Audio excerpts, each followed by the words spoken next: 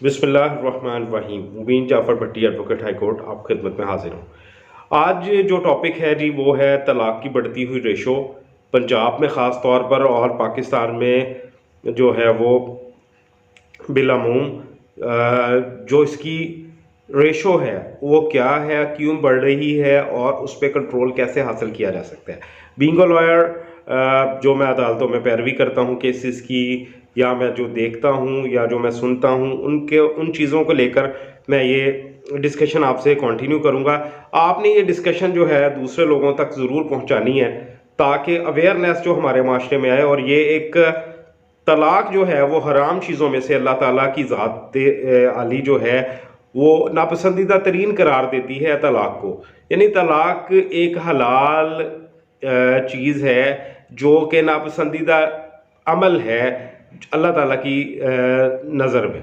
अब इसमें जो सबसे अहम जो मौजू है, जो बात इसमें निकलती है वो ये है कि तलाक को हम अपना हक समझ लेते हैं और तलाक को जो हम इस्तेमाल करते हैं वो इसलिए हम ज़्यादा मर्द के जहन में ये बात होती है और कि जी ये मेरा हक है, अगर मेरी जो किसी बात से जो मुझे पसंद ना आए या मेरी मिजाज के ख़िलाफ़ कोई बात हो गई तो मैं तलाक दे दूँगा। ये बहुत बड़े गुनाह का काम है। अगर आप इस तरह से बग़ैर किसी रीज़न के औरत को सप्रेस करने के लिए, उसको अपने अंडर रखने के लिए उसको तलाक की धमकी देते हैं तो ये एक इंतहाई बुरा फेल गर्दाना जाता है अल्लाह ताला के यहाँ भी और इस दुनिया की नज़र में भी।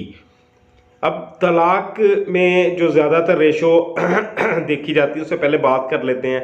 वो ये कि अक्सर जो केसेस आते हैं अदालतों में वो इस तरह की नौयत के होते हैं कि जिनमें बहुत सी माइनर चीज़ें, बहुत छोटी छोटी चीज़ें होती हैं जिनको कि बेहतर किया जा सकता है हस्बैंड और वाइफ की तरफ से, वो कर भी सकते हैं, but the interference of the third party जो है उसको वो डिस्ट्रॉय कर देती है उनके इस कॉन्ट्रेक्चुअल जो मैरिज कॉन्ट्रैक्ट है उसको, या उनके आपस की बाहमी जो मोहब्बत है उसको ख़त्म करने के लिए। इसकी रीज़न सबसे बड़ी अदम बर्दाश्त की सूरत में नज़र आती है कि जो अदम बर्दाश्त है माशरे में, माशरती रवैयों में, कि बर्दाश्त का जो मादा है कहीं औरत में कम होता है और कहीं मर्द में कम होता है। यानी किसी जगह पे बीवी जो है उसकी बर्दाश्त का लेवल बहुत कम होता है और किसी जगह पे किसी केसेस में मर्द का जो लेवल है सोच का, बर्दाश्त का, वो इंतहाई कम होता है, जिसकी वजह से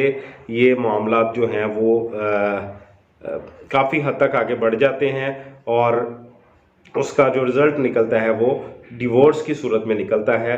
और उसके अलावा जो मामलात हैं फिर अदालती कार्रवाइयाँ, और उसके अलावा जब बच्चे हो जाते हैं कुछ केसेस में, ये जो अदम बर्दाश्त का अमल है ये शुरुआती दिनों में भी, यानी आप कह लें कि पहले साल में 8 महीने, 6 महीने, 3 महीने में, इवन 2 माह में भी मेरे पास इस तरह के 2 केसेस आए थे जिसमें 2 महीने में औरत को जो है वो डिवोर्स हो गई थी या उनका गुजारा नहीं हो पा रहा था और उसकी वजह जो थी वो बहुत माइनर थी। अब इस वजूहात में सबसे बड़ी वजह मोबाइल फ़ोन का इस्तेमाल होता है औरत की तरफ से। औरत जब वो फ़ोन इस्तेमाल करती है, सबसे पहली रीज़न मैंने आपको बताई तलाक की जो है वो अदम बर्दाश्त है। अदम बर्दाश्त में जो पहली चीज़ है, पहला स्टेप आ जाता है वो मोबाइल फ़ोन का यूज़ आ जाता है। दूसरा स्टेप आ जाता है शक का, जो शौहर की तरफ से जो एलिमेंट है वो 90% शक का एलिमेंट चला जाता है शौहर के दिल के अंदर कि मेरी बीवी जो है वो पता नहीं किससे बात कर रही है, क्या कर रही है, मेरे बाद वो पता नहीं उसका फ़ोन बिजी जा रहा है तो क्या हो गया है। अब फ़ोन से रिलेटेड इसका जो सब नंबर कह लें मोबाइल फ़ोन का यूज़, और उसमें फिर शक का पहलू पहले नंबर पे आ जाता है। उसके बाद दूसरी जो बात है मोबाइल फ़ोन का यूज़ आ जाता है वो औरत की घर वालों की तरफ से, ख़ास तौर पे बच्ची की माँ की तरफ से होता है कि जी बच्ची जब सुबह उठती है उसको सुबह फ़ोन आ जाता है कि भाई क्या कर रही हो, बच्चे सोए हुए हैं, तुम्हारी सास क्या कर रही है, तुम्हारा ससुर क्या कर रहा है, तुम्हारी नंदें क्या कर रही हैं, तुम्हारी भाभियाँ क्या कर रही हैं या जेठानियाँ क्या कर रही हैं। ये बिल्कुल लाफुली मैं आपको बात कर रहा हूँ, इसमें कोई इस तरह की बात नहीं है। जिन जो केसेस में रेशो आती है उसके मुताबिक मैं आपसे बात कर रहा हूँ। अब उसमें फिर ये चीज़ आ जाती है पे नंबर 1 कि जी वो औरत की माँ का फ़ोन आ जाता है सुबह उठते ही बच्ची को कि वो तुम्हारी भाभी जो है वो तो सो रही है, तुम्हारी जेठानी तो सो रही है, तुम्हारी नंदे तो सो रही हैं, तुम सुबह 6 बजे उठ के अपने शौहर को नाश्ता देती हो और जाग रही हो, तुम भी सो जाओ जाके, या समथिंग लाइक दैट। इसी तरह के कुछ और जो चीज़ें सामने आती, फिर उसके इंटरफेरेंस आती है, बच्ची के जहन को ख़राब किया जाता है माँ की तरफ से, वालदा की तरफ से, या उसकी दोस्तों या बहनों की तरफ से भी समटाइम होता है। फिर वो मोबाइल फ़ोन का यूज़ बढ़ने की वजह बेशक नेगेटिव ना हो, पॉजिटिव ही हो। औरत अपने किसी अपनी दोस्त से, सहेली से बात कर सकती है, अपनी किसी माँ से बात कर सकती है, अपनी बहन से बात कर सकती है। उसकी वजह से फिर ये जो बोन ऑफ कंटेंशन है वो use of the mobile phone जो है वो बन के सामने आता है।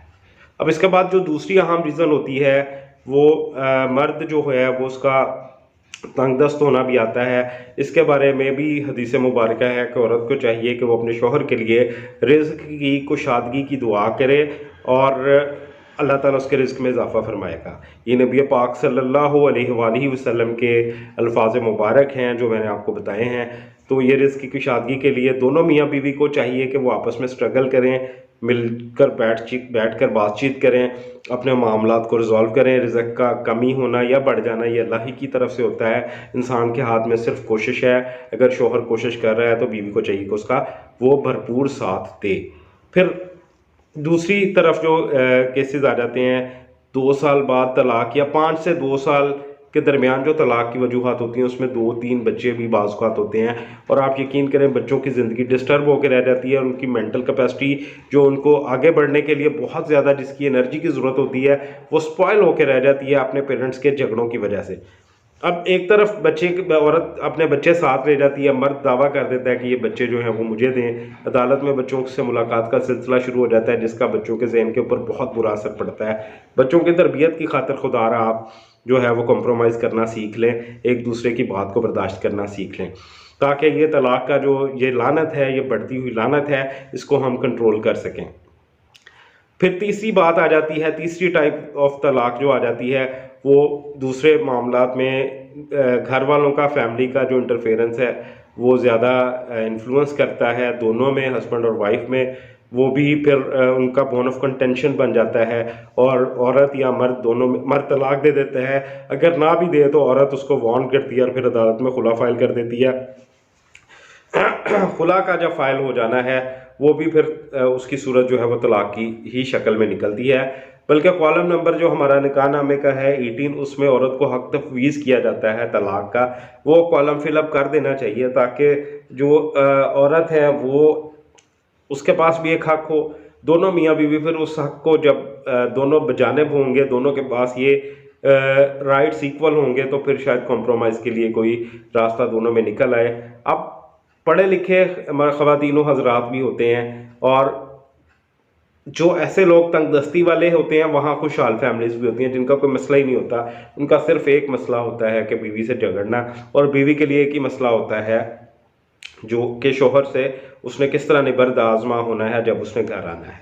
अब शौहर और बीवी के ये जो झगड़े हैं ये अदम बर्दाश्त की वजह से ही पैदा करते हैं। फैमिली जो इंटरफेरेंस है वो भी इसकी एक बहुत बड़ी रीज़न बन जाती है समटाइम, कि अब इसमें होता ये है, करना ये चाहिए जो अब हम मिसालियत के लिए मेरे पास कोई केस आता है, मैं बाकी दोस्तों को भी मशवरा देता हूँ कि आप उस केस की फ़ीस ज़रूर लें, लेकिन मैं अपने जो मेरे पास फैमिली केसेस आते हैं तलाक से रिलेटेड, खुला से रिलेटेड, मैं उसमें अल्लाह ताला को हाज़िर नाज़र जानकर कहता हूँ कि मैं पूरी कोशिश करता हूँ कि दोनों पार्टीज़ का पैचअप हो जाए। और इसके लिए मेरा नंबर भी स्क्रीन पे आ रहा है। आप लोगों का अगर कोई मसला है शादी ब्याह से रिलेटेड, सामान जहेज़ से रिलेटेड और तलाक से रिलेटेड कोई इशू है, कोई घरेलू जो, तो आप मेरे साथ कांटेक्ट कर सकते हैं, हम आपका केस लेंगे और इंशाल्लाह ताला आपको जो मिसालियत है वो भी करवाने की पूरी कोशिश करेंगे। बहुत सारे केसेस में मिसालियत करवाई गई है, बहुत सारे केसेस में मिसालियत नहीं होती, और जिन केसेस में मिसालियत नहीं होती उनमें बहुत बड़ी वजह मिसालियत ना होने की थर्ड पार्टी ही होती है। मियाँ बीवी आपस में मिसालियत करना चाहते हैं। बल्कि इसका जिस्ट ऑफ द स्टोरी जो है तलाक की वो ये है कि हस्बैंड और वाइफ जो हैं वो आपस में कोई ना कोई रास्ता निकाल लेते हैं, लेकिन नई नई शादी हुई होती है, औरत की तरफ से इंटरफेरेंस ज़्यादा आ जाता है, लड़की चूँकि अपना घर छोड़ के दूसरे घर में आ रही होती है, उसको इनसिक्योरिटी होती है, वो इनसिक्योरिटी को फील करते हुए अपने घर में से किसी ना किसी को मुलव्वस कर देती है। खुदा ऐसा कभी ना करें, अवॉइड करें ऐसी चीज़ों से। आप खुद बैठकर अपने मामलात को ठंडे दिल से समझाएं और एक दूसरे के साथ बैठकर उन मसाइल का हल निकालें। और आपके लिए आपकी बीवी और बीवी के लिए उसका शौहर ही सब कुछ करार दिया गया है इस्लाम में। इस चीज़ को खुदारा समझें। जब आप एक डाइवोर्सी एक खातून जो है या एक मर्द जो औरत को डिवोर्स दे देता है, उसके बाद औरत की ज़िंदगी किस डगर पे चली जाती है या किस डगर पे जा सकती है, इन चीज़ों को भी आप अपने जहन में रखें। और आपके बच्चों की ज़िंदगी किस डगर पे चली जाती है, किस डगर पे जा सकती है।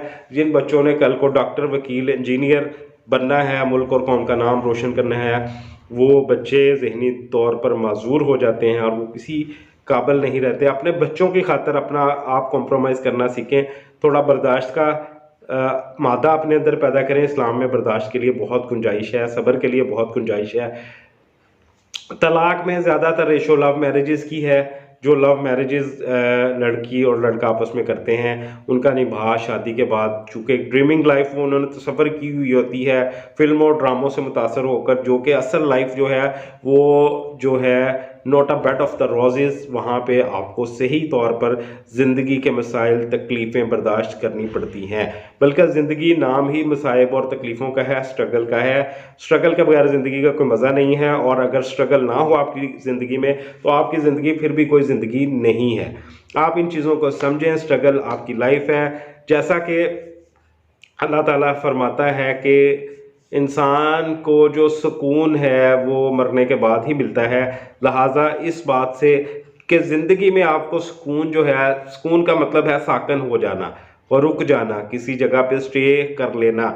और आप अपनी ज़िंदगी में कम से कम स्टे नहीं कर सकते जब तक आप ज़िंदा हैं। अगर आपके पास माली तंगी नहीं है, आप खुशहाल हैं, आपका बिज़नेस अच्छा है, आपका प्रोफेशन अच्छा है, आप अच्छे डॉक्टर हैं, आपका सब कुछ बिल्कुल ठीक जा रहा है, तो भी आपको कोई ना कोई ऐसी मसाइब मुसीबतों का सामना करना पड़ता है कि आप उसके बारे में सोच भी नहीं सकते। खुदा न खास्ता कोई बीमारी ऐसी आ जाती है घर के अंदर, उस बंदे को बीमारी आ जाती है या शोहर को या बीवी को या बच्चों को, तो फिर भी वो मसाइब का नाम ही ज़िंदगी है। मसाइब के बगैर कोई ज़िंदगी नहीं है।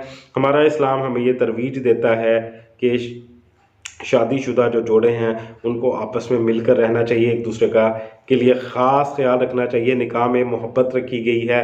निकाह का रिश्ता जो है वो, निकाह के बाद जो रिश्ता कायम होता है उसमें मोहब्बत का एलिमेंट होता है। उस एलिमेंट को समझने की कोशिश करें।